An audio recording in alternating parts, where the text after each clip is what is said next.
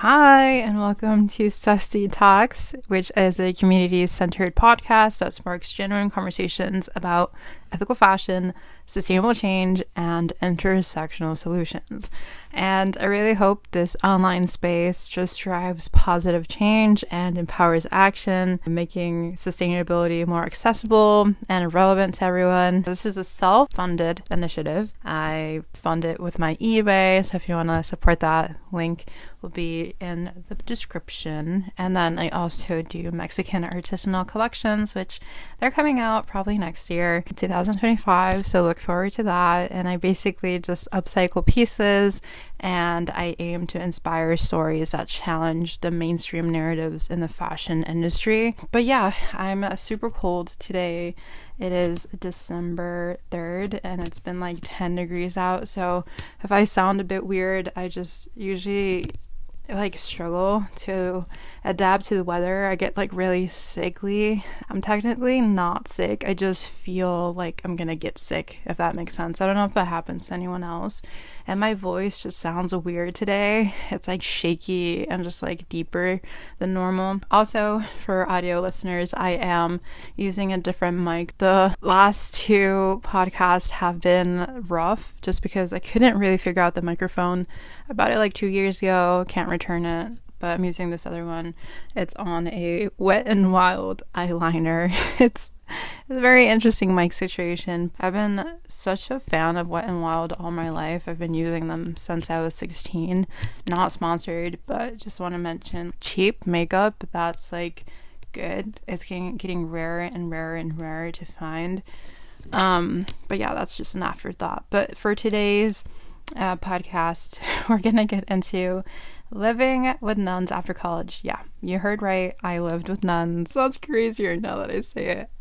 But I did live with nuns after college, and I did experience a lot of activism burnout throughout the years. I'm 27 now, so I've been on the track records of a lot of different paths. So I'm going to talk about my path into activism and how it affected me, and then going to talk about living wages.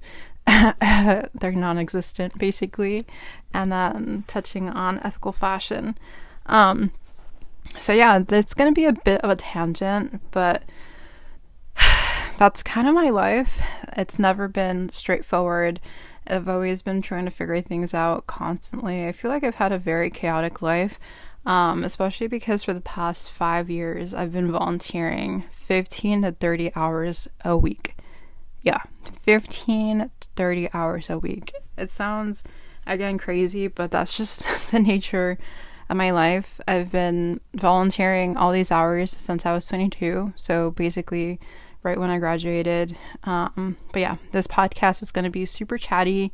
It's going to be super filled with tea on my personal life, so feel free to play this casually in the background. I do ramble a lot, and I just need a vent about these experiences, and hopefully it resonates with someone. I do want to take us back to when I was in high school. I used to actually help at a local homeless shelter, and it was my first experience with volunteering, with helping, being exposed to social issues. Even though I was raised in a frontline community, I didn't really understand what I was looking at. I was these people really need my help, so let me just go do it. And I didn't really think much of it. My friend just invited me through a club in high school, and I went a couple hours here and there. But it was only until I went to college that I really started to think more about helping people, of having some sort of philosophy behind it. I had joined my ministry center in my college to really grow in my Catholicism. I'm no longer Catholic, but when I was in my early 20s, I was I really need to learn how to be a good Catholic. And so that got me involved in their community outreach efforts. Feeding the homeless in Chicago, which is one of their programs. They also had this other outreach program where they would take us, the college kids, to the local food pantry and help prep the meals for the local community that was next to our school. So I tried to help as much as I could. I tried doing as much as I could. I was double majoring. I was working 3 different jobs. So I was working like 20, 25 hours a week, and I was taking all the classes, and I was involved in other clubs. So yeah, I always just try to do what I felt like I could manage. If I had some time, I would go. But my, I guess, thought process for much of that was, well, if I can do it, then I should do it. So like if I had the time, I should use that time to go help people. I should use that time to go feed people, stuff like that. And I thought it would help me become a better Catholic. Did it? I don't know, because I'm no longer Catholic, but that's not the point. But after graduation, I really started grappling with like, what am I supposed to do with my time? Like, I really want to help people. I did study business, I did study fashion, but I ended up doing a year of service. If you don't know what that is, it's basically an intentional time, usually for a year, when you help a community in need. And I did this with an organization that's now defunct called DVUSA, which is short for Dominican Volunteers USA. It's like a religious ordinance of Catholicism. And basically these volunteers respond to the needs of the poor and marginalized. Now, the biggest irony is I was poor and marginalized, but I didn't really see myself as that. So I was like, oh, I'm going to go help other people that are worse off than me. And for more context of DVUSA, it was established a long time ago, like in the early 2000s, by several congregations and provinces of like sisters and friars. And so fresh out of college, I like moved to Chicago because that's where I decided to be placed. And I go and I live with a nun. Yeah. I was 22, okay, and I kind of knew what I was getting into, but I didn't really know what I was getting into. I had applied back in March when I was still in my last semester of senior year of college, and I was accepted into the program in May, so 2 months afterwards, and it was not competitive. No one really goes that route, so like they didn't have a lot of applicants, so they kind of almost accepted anyone that applied, basically. But they made it feel official, even though looking back later on, I'm like, they needed me more than I needed them, basically. Anyways, but I became a volunteer coordinator for St. James Food Pantry, which is next to the Illinois Institute of Technology in Chicago. But I could have chosen a lot of different programs in different states, but I had decided to stay in Chicago very intentionally. I was super close to the friends that I had made in college, or at least that's what I thought. But something happened that kind of ruined everything. So I don't know how you've experienced friend groups. I've always had trouble with them, but in my college group experience, I thought we were going to be friends forever, okay? That's just a disclaimer. I was really willing to stay in Chicago, even though I did have the sense of urgency to move somewhere else. I was like, I wanna like maintain a relationship, so I might as well stay here. But I ended up becoming really close with one of my guy friends, but he was simply a friend. But he ended up wanting to be more, okay? And I just did not feel the same way. So after multiple occurrences of continuously saying no, it just got around to my friend group because he was asking advice of what to do. And I was like, why does he keep trying? And eventually things just spread to the entire friend group. It was not anything private anymore. It just became a whole drama. And one time we were all in the group chat texting about plans, about things. I don't really remember what. But my friend's boyfriend, who was in the chat, who was technically part of the friend group because he was the boyfriend of my friend, was always trying to be weird and mean. And I know for sure he was being purposeful about it. But when I was like 22, I was like, oh, he's like fine. He doesn't know what he's doing. He's just like confused. But no, looking back at it now, he was mean. He was cruel. And I've always had a streak of being defensive. So this day, he was just sending a string of mean, very crude messages about me rejecting the other guy, and I just blasted him. I was like, hey, like, leave me alone, like, this is none of your business, like, we've figured things out. Like, you don't need to talk about it. Like, you don't need to convince me to date him. But basically, the boyfriend was hell-bent on having me date my friend, the other friend. And I was like, no, like, we've talked about this. Like, he understands that I don't feel the same way. But yeah, I eventually had to like pause the text because they were just like going back and forth. We were basically fighting, and I was like, no, like, I can't do this anymore. So like, shut off my phone. And I was like, what is this guy doing? I got really mad. And then the girlfriend was like excusing all the actions, being like, why are you saying these things? Why are you being so mean? Like, everyone's being mean to me.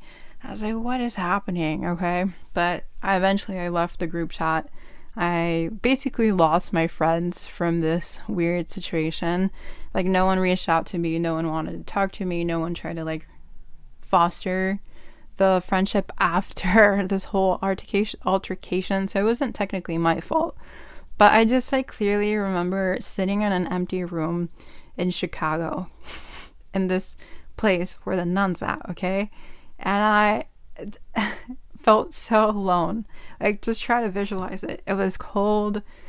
The whole reason I had stayed in Chicago was destroyed within this weird fight via group chat that took like an hour or so to happen. I have my friend that I thought was really close to me say, why are you being so mean to me? As I was defending myself against her boyfriend and his allegations. It was September. It was a month into my program as a volunteer coordinator. And like, everything seemed to disintegrate right there in front of my eyes. So I basically had a breakdown that night. I was like, why am I in this program? Why am I in Chicago? Like, why did I think these people are my friends? It was a really tough day. Yeah, the thing that the program also didn't explain is that doing this sort of work is very hard emotionally and also like physically. Like, you need friends. Like, you need community to keep going. You need motivation somewhere. Because for context, I literally would get up every day at 5:30 in the morning, and I would leave at 6:30 to walk alone to the train. And I was in a sketchy area, and I was like having an anxiety attack every morning as I walked these 20 minutes to the train. And then I would wait for the train, just freezing my butt off, and then I would probably get around to the school, because the train dropped me off to IIT. I would get there around 7:30, and I'd have to walk through the entire campus, trying not to have an existential crisis because I've always wanted to get more schooling, like an MBA. And then I would hang out there. I would actually go into IIT and just hang out for like 30 minutes because work would start at 8. And then work ended around like 5 because I had an hour break or so. And then with the train and all the waiting times and walking times, whatever, I'd get to the apartment at 6:20. So it was a trike. I didn't have a car. Well, I technically did have a car back at home, but I didn't have a driver's license. That's a whole other story. It took me so long to get my driver's license, but I just did not have my driver's license. Anyway, so it was like 6:20 once I got back to the apartment, and I would literally have 40 minutes to relax before I had to attend the mandatory 7 p.m. dinner with my roommates. I had like 2 other roommates that were around my age that were in different programs in Chicago. Sometimes I would cook the dinner. Sometimes I wouldn't. So sometimes I had to like cook at 6:20. Like, as soon as I got into the apartment, I had to like cook. Some days when I was not cooking, I could relax. So it just depended. And then we would also have dinner with the nun. She loved quality time, which I'm not saying is bad. It's just we still had to act social. We had to act proper, like professional, especially with someone from a different era. She was like 70 years old, again, a nun. So she was expecting, I guess, like normal conversations. Like, you wouldn't talk about how much you needed to vape that day. I don't vape, but that was just an example. And then we would finish dinner around 8 p.m., but we would always clean up afterwards, all of us together.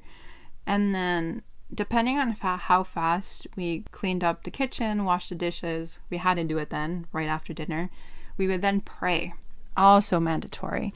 So you kind of see like what I'm saying. There's a lot of structure, and sometimes you didn't even have a minute to relax, depending or not if you had to cook. Okay, are you following? I bet you're thinking, wow, that's a lot. But all of this to say, we prayed at 8 and then we ended by 9. So let's say it was a typical day. I've been up since 5:30. Let's say I had to cook dinner. I've been cooking since 6:20 since I've arrived. And then my day ends at 9 p.m. But like I said, the nun that we lived with loved quality time. She loved watching shows and movies specifically. So sometimes she would convince us to watch a movie or a TV show with her.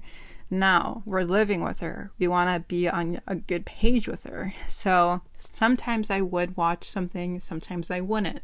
It just depended on what the vibe was for me. Sometimes I just could not socialize anymore. Sometimes my day would end at 10. Normally it did.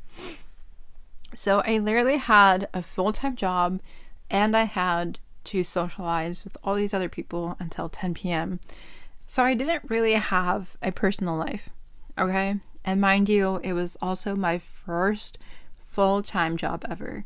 And that just also reflects that I wouldn't have time or space for a boyfriend either in this circumstance. Like, when would he come over? When would we hang out? Like, we also had to do stuff on Saturday and Sundays. Like, we had to go to church on Sundays. And Saturdays, the nun liked to be joined to get groceries. And I would always get myself out of that situation because I just was not having it. Or else I'd be working like 7 days a week. And I haven't mentioned that they didn't even pay us minimum wage. They didn't. They only paid us $300, I believe, to $500. But I can't remember exactly, but I think it was $300 as a stipend a month for our efforts. Full-time work. And this is real work too. It wasn't like you could like leave and go and do whatever. Like, I was a volunteer coordinator for a food pantry. Like, people saw me with this title at work. They thought I was being paid. Like, other staff members would treat me as an equal. I was there from like 8 to 5 every day, Monday through Friday. And I was only paid $300. And I still had to do all the other stuff until 10. Okay? And I was poor. And I didn't have resources. I just cannot fathom how I ever agreed to this. Because a typical role like this, beginner wage, would be like 30 to 40K a year, easily. Maybe 20K if the place is super underfunded, but it'd probably end up being like a part-time job if you're earning that little. To put it into context, within a whole year, I would only have made $3,600 for working full time. I didn't make it a full year, and I'll get into that, but it's a lot of responsibility to do this while still following rules from a nun. Like, I'm someone that's very spontaneous.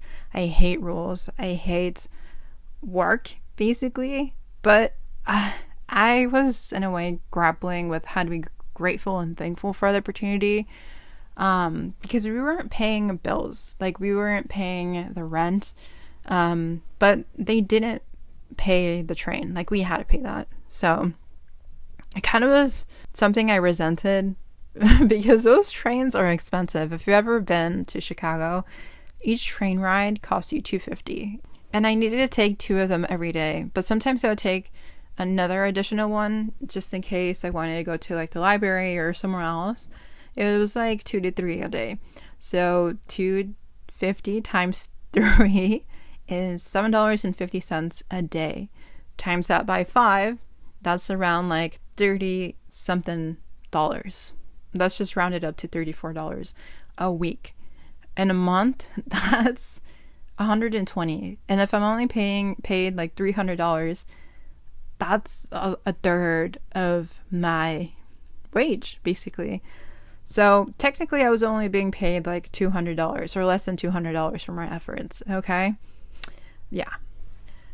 So it didn't last long. Surprise, surprise. So in October, when I stepped away, which was literally 3 months into the program, I quit. I also was not eating. I was very frustrated. Again, I had no friends. I had no fun. There was too many rules. And the only option was to really move back home. It was a quick decision. I was like, I need to go. Like, I'm not giving 2 weeks. I'm not gonna negotiate. And they even tried to tell me that I was in a contract, which I was, but I told them, hey, like, my health is really bad. My mental health is ruined by this. Like, I'm struggling with like personal matters. I'm struggling with the program itself. Within the whole process of these whole 3 months, I hadn't even made $600.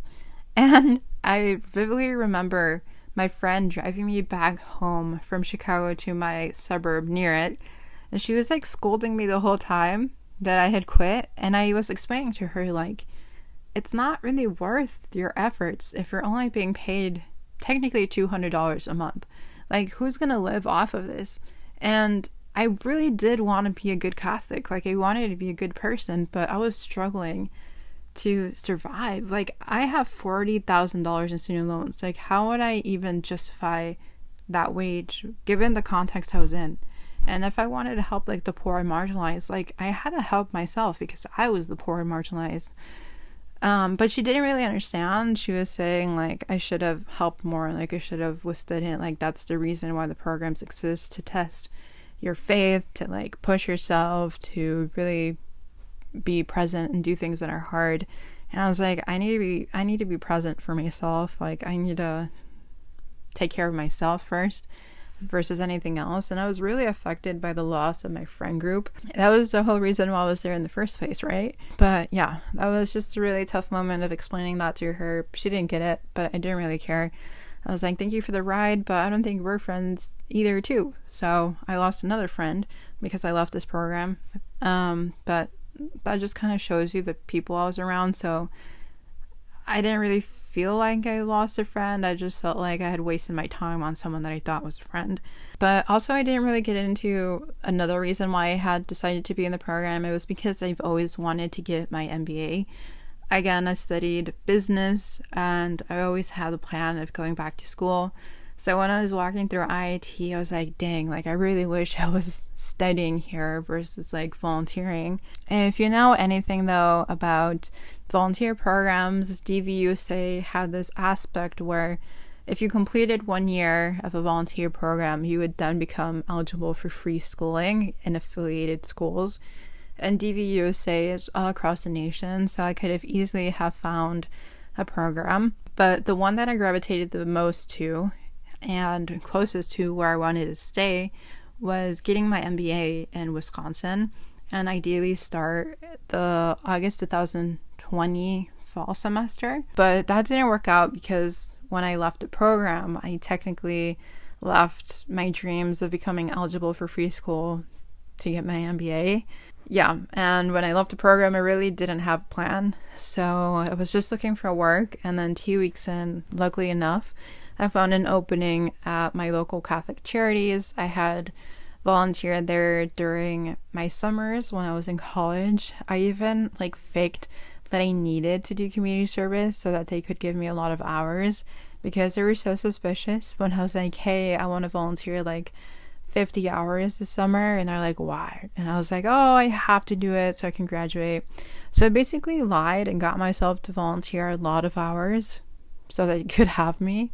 But it worked out because they gave me a job in the exact same thing that I had like interned for free. I basically oversaw the donation center that they had, but 4 months into the job, I was really not enjoying it. It was around January 2021 and I was bored. Like, I feel like it's not really talked about, but when you're young and you're experiencing your first full-time work, you have this sense of like community still in you. Like in college, you're around people your same age, you're excited about the future, excited to fulfill your dreams and things, but the job market and jobs are so different from like, you know, being with your friends all day, going to classes, the hustle and bustle of different things. Like, I went from this beautiful experience of college to like being stuck in the same place the whole day with like 2 very mean people. My team was not that exciting nor interesting. They didn't really talk to me. They ignored me for some reason, even though I was their manager, and I would try to talk to them, but they didn't want to talk to me. And it really annoyed me because I was like, I want to connect with them. Like, I'm there with them the whole day. But they were low-key traumatized from their past manager, and they blamed it on me. So it was really draining, and psychologically I was like, why are you blaming me for the things that another manager did? So I was like really drained. I felt like nothing was working out. I was overworked, which is like common in nonprofit work. Like, they expect you to work so many hours. I literally would have to drag in my little brother and my older brother and my mom to help me get everything done. And they're like, don't they have workers? I'm like, I am the worker. And they're expecting me to do like 3 to 4 different jobs. So yeah, I'm not gonna get into that. But mind you, I was the donation center coordinator at Catholic Charities, and they only paid me $16 an hour. And I was working like 9 hours or 10 hours every day, but they could only pay me 8 hours a day, and I wasn't on salary. Like, it was hourly. So they wanted me to volunteer. And I still had to call in 3 other people to help me, like, consistently every other day to help me. Like, what? Like, what? I just, okay. Anyways, so 2 months pass, and I'm, like, really struggling with this job. And I'm turning 23. I was a baby, okay? A lot of responsibility for a 23-year-old, and I was starting to make a plan on how to leave when COVID hit. I don't know where you were at in life, but I was struggling with figuring out how to be a good Catholic, how to figure out to pay my loans, how to have a social life, how to have a happy life when COVID hit. And I remember the lockdown so vividly because I turned 23 March 6th, and I had made plans to go to Chicago with my friends the following weekend. But that's when the lockdown announcements were released, so I could never really celebrate my 23rd birthday in Chicago. I'm still waiting for that celebration to happen. Never happened, and it never will happen. Also, because COVID made everything so dangerous to handle from other people, I was cautious on how I handle my job because, again, I was receiving donations, and that can consist of clothing, random items. You never really know. And so I was like, I don't want to touch all these random things. Like, I didn't even want to deal with it. So I was like, can we like do something where I can focus more on the eBay sales, because we would resell things online, and then my other co-coordinator could be at the donation center. They did not like that, but I kind of forced them to. And there was just like rising tension with the director. But I was like, if I'm the coordinator, I should be able to make the decision of how to like divide the work and where to go and how to do it. But the director just saw me as a kid. She would literally call me kid. I was like, what? Why are you calling me a kid? Oh, the director was just not it. But I quit shortly after. I don't know if I'm like spilling too much information, but allegedly I had a phone call with the director of the entire Catholic Charities with my manager because she was saying that I wasn't working fast enough on eBay, and I was literally explaining to her that I was working at a sustainable pace and that it was realistic what I was doing and how I was doing it. She did not like that. I guess she wasn't expecting me to answer back to her, especially the power dynamics and my age. But I was like explaining, like, no, I can only upload this amount every day at this pace, and the profit's going to be this, and this is all I can do for now. But she just basically wanted to get me out. Basically, she was just done with me. But she started shutting me down on the phone, and even my mother heard the phone call because I was in the kitchen. And then my mother comes to me afterwards. She's like, well, what was that lady telling you? She was like counting down for you to shut up. And I was like, yeah, she was really like counting down. She was like 3, 2, 1. Afterwards, I was like, okay, well, thank you for your time. And then I hung up. So at that moment when she was counting down, I had decided to quit.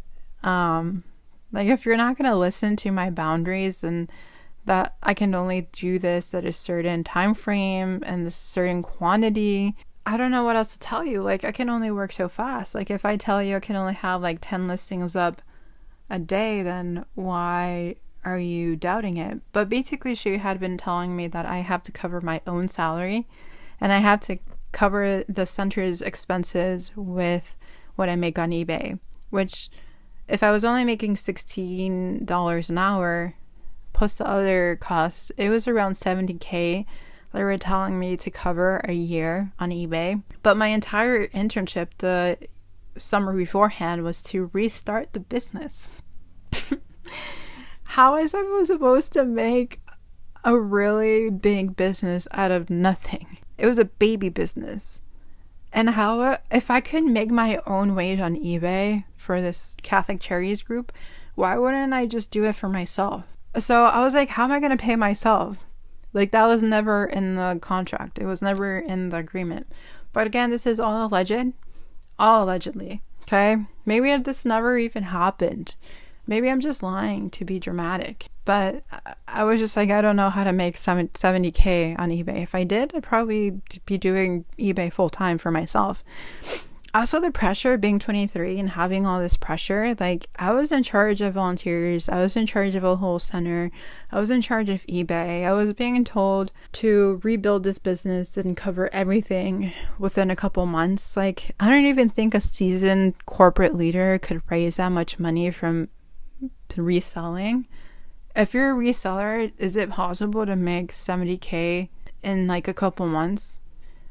Like, the business had been reborn a year beforehand, but like no one was consistently uploading. Like, I had just uploaded a lot during the summer, and what was being sold was from what I uploaded in the summer. Like, no one else was consistently uploading throughout the year when I was in my senior year before I got the job. So it was like this business was not set up to make $70K this fast. But this job really did expose me to resale and to nonprofit extraction. And they don't really reward morals, which really surprised me because their whole thing is about like religion and doing good and stuff. But they're very much like a corporation. Like, they really extract a lot of labor from their workers, or maybe even more work from their workers, because they're getting paid less and they're expected to do more. It's high stress because you're dealing with very serious things. There's a lot of like moral philosophy and ideologies to pressure you to work more. Like, do you really care? Do you really want to help these people? Then take on this, this, and this, and this. And you're like, I just want to be a good Catholic. I want to be a good person. Also, to reach social justice, you can't really do that when you're putting like quote unquote band-aids on things, because that's what I feel like nonprofit work is, just putting a band-aid to issues or like doing immediate fixes, but it's like not a long-term solution. So during the COVID lockdowns, I was unemployed, super confused, wondering why nonprofits treat you like this. Why would groups only pay you $300 when you simply want to help people? And then realizing maybe I need to get a job that pays well so I can start paying off my $40K, $1,000 in student loans. And that maybe I didn't want to live at home. Like, maybe I should have my own place, and that I wanted friends. But like, I've been so busy dealing with randos and weird calls from your boss that you haven't been able to focus on that. So I decided to join Sunrise Movement, which is a group that I had randomly Googled when I was studying or researching environmental justice. And I had seen that they had hubs across the nation and that there was a hub in Chicago. And I had never been able, I was never able to go when I was doing my year of service because I was so busy. Remember the 5:30 to 10 p.m. thing? So when I was finally living at home in my suburb, I was like, oh, I can still take the train to Chicago. It's like just an hour away. And I would get emails for them, so I was getting more encouraged to join. And then one time I got an email saying, you're invited to go to this online meeting showing you the interconnection of environmental justice with Latinos, like you should come. And I attended. It was a very informative hour and a half, I think. And they had a different session, and I went to that one. And then after the second one, they're like, if you want to be part of a cohort of leaders that are building out the Latino constituency efforts for this national movement, feel free to apply on this Google form or whatever. And I was curious. I was like, yeah, for sure. Like, I can try. Like, I'm not doing anything and I'm bored. Like, what else am I supposed to be doing? So I really became part of that. I grew those efforts. I was there for like 3 years and I was doing it unpaid. But I did grow a lot in learning how to organize people. And then I had also later on formed like fashion activism spaces on a national and global level. And then later on, I like co-founded a really powerful tenant union with some what I thought were friends. But honestly, most of these efforts did come with a lot of struggle and a lot of personal effort. It was a lot of volunteer hours, a lot of unpaid labor, which I now honestly do resent because I still owe $40,000 in student loans. And I honestly would say that how I got radicalized into activism was accidental. Like, I did join these, like constituency Latino meetings for this environmental justice group, but I didn't know what activism was. I didn't really want to be an organizer. Like, I was just kind of bored and curious. I remember the first couple times people asked me if I was, interested in like becoming a leader. I was like, no, like I'm just researching what this means. Like, I'm just here to learn. And they're like, you're a leader, like you've been part of this for like 4 months now. I'm like, like I don't even see myself as an activist. But eventually I got more involved and they started seeing me as an activist, and I was like, am I an activist? Like, I just care about the planet. But yeah, I was learning a lot on the job. It was a lot of hours and hours and hours of researching and Googling stuff and being so confused on so many different things I'm not going to get into. But I was struggling, and one of those main struggles was my personality. Like, I'm very introverted, I'm very reflective. I'm someone that likes to take my time with things. I don't know what your personality type is, but I just struggle with people. I was even interested in minoring in social work in college, but I was like so against it because it was like going to be with people and I don't want to deal with people. And what I saw in social justice spaces is that a lot of people are very extroverted or acted as if they were extroverted, and then later on would tell me, yeah, like I get really tired after these meetings. I'm like, I swear to God, you were an extrovert. And there was a lot of like very fiery personalities. A lot of people were passionate, which I respected, but a lot of them were very impulsive or the quick thinkers. Like, they wanted answers now, or they needed to do things now, or they wanted to change the world now. They understood people, and they were honestly usually very persuasive. So it was hard to not engage in organizing when there was nothing else really going on, and I was too scared to pursue my own passions. But it was something that I didn't see myself staying in for a long time because I do have social anxiety, which has been unmedicated my whole life. So it did keep me away from like phone banking. It kept me away from like canvassing, which is when you go around and like knock at people's doors. Like, I don't even knock at my friend's door. Like, how am I gonna knock at strangers' doors? I would avoid negotiations. I would avoid tensions within group dynamics, which were often the case when we were trying to like come up with decisions. But I always felt like my explanations of having social anxiety felt perceived as an excuse, or of like laziness, or of not wanting to like step up in midst of like intense campaigns and like visions. I think it's really easy to push away like mental health issues when you look neurotypical and you look put together on the outside. But I've always just loved fashion, and I have always tried to be professional no matter if I'm like with friends, just because I struggle with social settings and I just like resort to like put together, eloquent, and just like contained, I guess. Like, I don't do small talk, so it was just hard for me to tell people like, no, I'm like actually struggling more than you think. But I would be like, hey, like I have social anxiety, so I can't do this and this and this. But I don't really think they believed me based on perceptions or based on an idea that I was making excuses. I don't know. But often enough, they'd be like, they would insinuate that I was making excuses. So I guess they didn't believe me. But that's their fault, not mine. But yeah, it was a lot of pressure. There was a lot of high stakes in activism all the time. it was stressful because of that. And I didn't really care about that. It's just, if you're up to the challenge, it can be really fruitful. But for me, it was draining and it left me feeling empty. And it actually caused a lot of depressive episodes because I was like, I'm not built for this. Like, I can't do this. And everyone needs me. Yeah, I can't step up. So I would just really feel so bad about myself. But I'm not built for that sort of work. I do deeply care about these issues, and I will continue to care, and I will continue to advocate. But canvassing and phone banking and like negotiations are not something that I'm built for.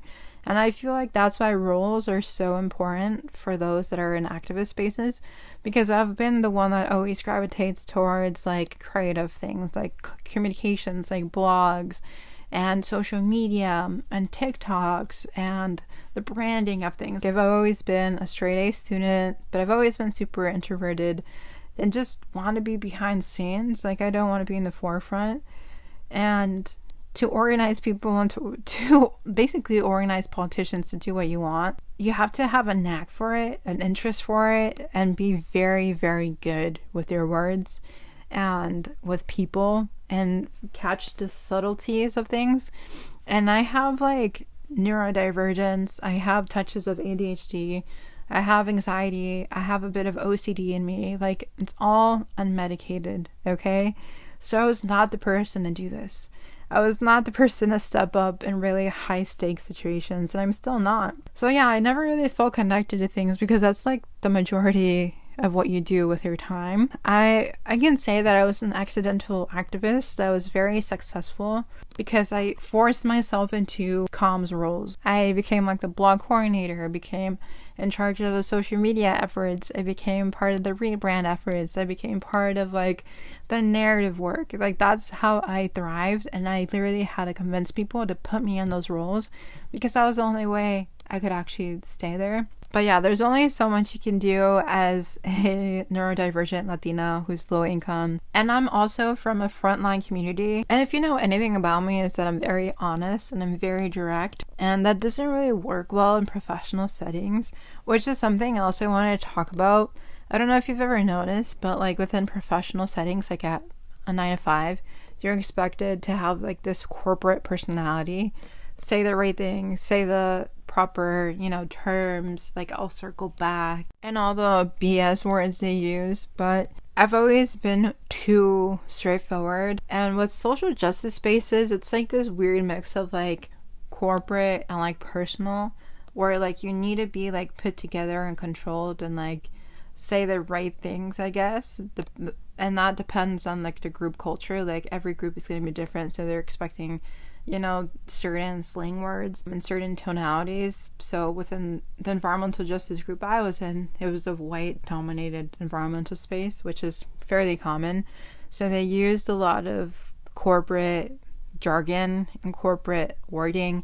We also had to be more white sounding, if that makes sense. So like, we had to put on the white accent and like be very cutesy with our words and like have this said this way and like roll your like throat, not your R's, your throat. You know how they go like rawr, like now we're going, yeah, like that sort of thing. And I would find myself doing that a lot, but naturally I'm like, let's get to the fucking point, you know what I mean? So that didn't really work out well, but they still wanted you to be personal in some way, like share things, but don't share things too much. Like, we hate the system, but don't hate it too much. Like, we can hate the structure of this, but we have to say it in a nice way, sort of thing. And I just didn't understand that. But working 30 hours for free at these sort of spaces that were white-led was honestly, like, for me, very bad for my mental health, because like, I wasn't making money and I was doing this for like 3 years. Somehow I was doing this for 3 years. I ended up really caring about this topic, especially because I was raised in a frontline city and I was in a frontline city. But when you're in white-led environmental justice spaces, it just ended up exploiting me and making me feel guilty for leaving and for voicing my concerns, especially when you're building out like Latino efforts that can help the whole nation. But I'm not trying to dwell. It's just like, for me now, the way my personality thrives and what I want to be doing with my life is to stay on YouTube, to stay on my blog, to focus on ethical fashion. I think it'll actually really allow me to stay connected with others while working for my financial stability, for my mental stability, work on my own time, on my own schedule, like help me build my legacy for myself, where I can control the narrative, where I control the creative direction, where I have my own space to voice my thoughts without being controlled or being told like that's not worthy of our time. Another perk is I have like weeks and weeks and weeks to work on projects. Like I can move on from thing to thing, which I really love because I have a spontaneous mind and I don't like to stay on the same thing for too long. And I like the ability to learn and try new things. I love the idea of financial stability through my sustainable fashion work, specifically eBay and my collections that I'm having come out soon in the next year. And then just like learning skills like editing and filming. And you don't really have the ability to do these things in a typical 9-to-5. And with the past job scenarios that I've had, it's like I literally never had any time to follow my own interests. Like I always known that I want to do my own blog. I've always known I want to do my YouTube. It's just like when you don't have people paying you a fair wage or giving you time to relax, it's impossible, literally impossible to pursue what you really, really love in life. And when I was organizing with this environmental justice group for like 3 years, basically throughout the lockdown of COVID, I would be doing this while working part-time jobs. So I would go to my part-time job at like 9, get out at like 2, quickly shower, and I had meetings from like 3 to 7. So by 7, I was tired, so I would take a nap, and by that point, it was 8. So when was I actually going to work on my stuff if I have to wake up the next day by 6? You know what I mean? So it was just a lot for me to handle. I really think that my sense of strong morality, my sense of like wanting to be myself, of having my own schedule is not going to work well in corporate America or in nonprofits, but that's just who I am naturally. Like I'm currently looking for a 9-to-5. Like I need a 9-to-5 to make money. I think top of mind is like financial instability will be a guarantee if activist spaces and nonprofits and groups don't pay a living wage. Like I think it's their responsibility to ensure that those that want to do good are paid good. Like just because we want to do good in life doesn't justify that we're going to be exploited ourselves. Like no one should be working full time and only getting paid $300. That's basically slave labor. It's also the same thing with like internships where they can be like, oh, we're looking for a full-time intern, but we'll only pay you a certain stipend. It happened to me once when I was in Wisconsin and I was like, why are you guys only paying me $1,000 for 40 hours of work? It was at an alpaca farm in Wisconsin, and they're like, well, interns are not workers, so they're not subject to legal protection. Like, you're a volunteer. And I was like, so I'm a volunteer, so I don't have to work the full-time hours. And they're like, well, you signed a contract, so you have to do it because they signed a contract. And I was like, do I? But basically, they make you sign this thing so they can ensure that you're there the whole day, but don't have to pay you wages of a staff member. And I was like, what? And then I quit and they were like, what about the contract? I'm like, it's not legally binding, is it? Like, you're going to sue me for not wanting to volunteer anymore? That's basically why they let me go, because they knew they would not be able to take me to court because I was a volunteer. Anyways, another bad experience, but really, like, truly, we need to start paying people like minimum like $25 an hour. Like that should be the standard national minimum wage. Things are so expensive. Like housing is just, oh my god, scary. Like even to rent a place, minimum $1,000. You want your own studio, probably gonna be like $1,500. And if you're not even making $16 an hour, how are you even gonna eat? Like 16 is not enough. Some people are being paid minimum wage like $14. I recently quit a part-time receptionist job at a gym, and it was like 20 hours a week, paid $14.25. How much did I make in a month? $800. Who is going to survive off of $800 a month? Minimum wage cannot be $14 or less. It has to be $25, especially with all this price gouging. A sandwich will cost you like $7 at 12 p.m. during lunch hour, but at like 2 o'clock it's going to be $4 because there's less demand. Like, what is happening? What is happening? And we're not even being paid a living wage. What? I just don't get it. So honestly, it's been a super long journey though to get to these realizations. And I think that's the true radicalization for me, that we need safe and dignified life. No matter if you want to be a good activist, a good Catholic, a good worker, we need enough money to survive. Our current economic system is only keeping us into cycles of poverty where we're relying on credit cards to pay our groceries, which is not okay. It's been a long journey, okay? But like, work is work, and I think we all recognize that. Like, we all have to work. It's just we really need to survive off of it, and we need resources to like have good mental health, to have a good life, to have emotional support. Like, a lot of the things I was asking in my journey of activism was mental and emotional support. And I never got that. If I don't have insurance, how am I going to go to a therapist? If I don't have a friend support, then how am I going to keep, volunteering? Like, we need inspiration, we need motivation, we need connection. And so I think I'm just going to have to make consistent daily decisions and how best to thrive in very messed up scenarios and situations. Like, we do still have to fight the good fight. Like, we still need to work towards like addressing systemic issues, but systems of accountability truly do lack, not only on a governmental level, but also micro level, such as social justice spaces, because nonprofit work and social justice work cannot rely on the extraction of low-income, marginalized leaders like me, who have taken up a lot of responsibility, who try to gain the respect and authority and dignity they inherently need and should be worthy of. I don't have to prove myself to get a wage. I don't need to prove myself to get positions where I can like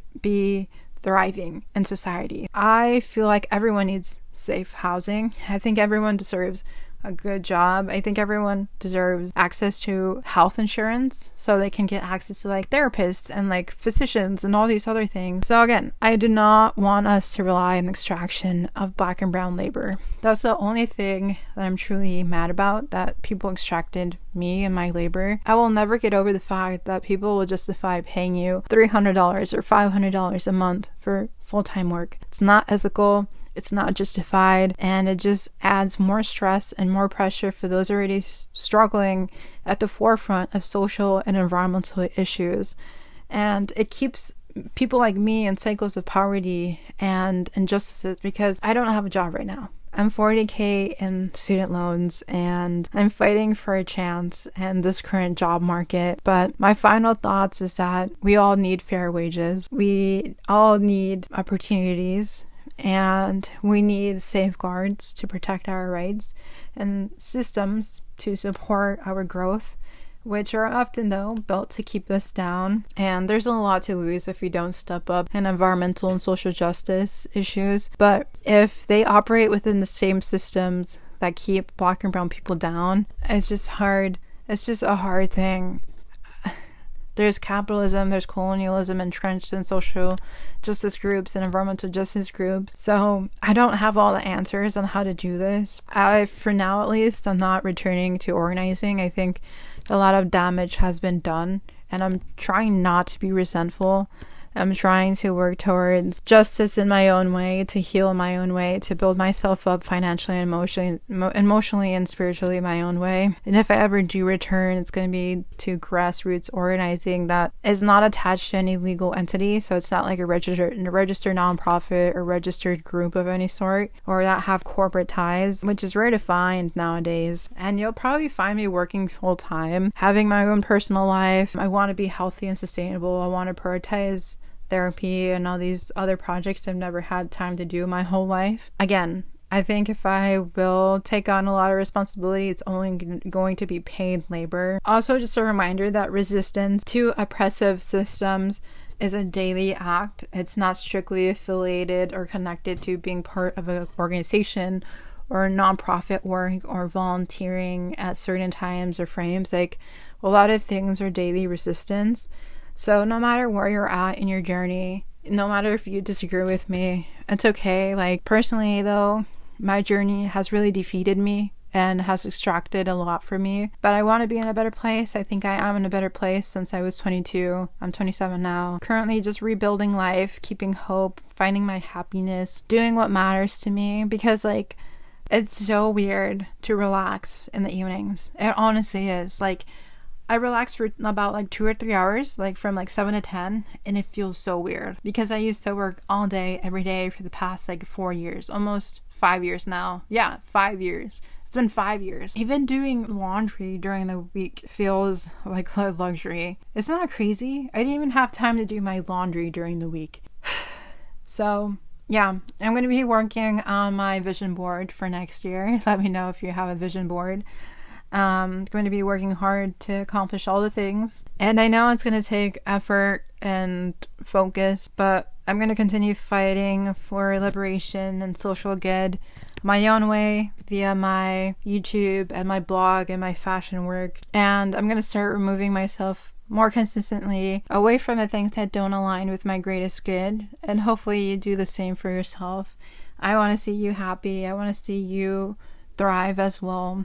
And again, we can all resist in our own way. And I think finding personal happiness as a low-income Latina in a frontline city is truly radical. Finding joy in all the chaos is radical. Finding a future in a world that feels so bleak is radical. And stepping away to heal is radical. So even if people do disagree, it's okay. But your opinion does not mean that I have to live differently. I would say let's radicalize the most privileged white people to step up and do things with their life because they've been complacent for so long. You shouldn't pressure those at the forefront of environmental and social issues to step up for them. So this has been a really intense podcast, but I just, again, needed it to be out there into the wild. There's a lot of other jobs that extracted my labor and did a lot of dirty things to me. It's built up my resume, but I really don't need those sort of things in my life anymore. I don't need to talk about them. But my time in these sort of spaces and conversations are just not fulfilling and not needed for my mental health and my own ability to move forward from all my past struggles. So yeah, hopefully you understand. If not, that's okay. But until next time, we'll go back to ethical fashion and intersectional solutions to it and for sustainable, positive ways forward. Until next time, peace and love.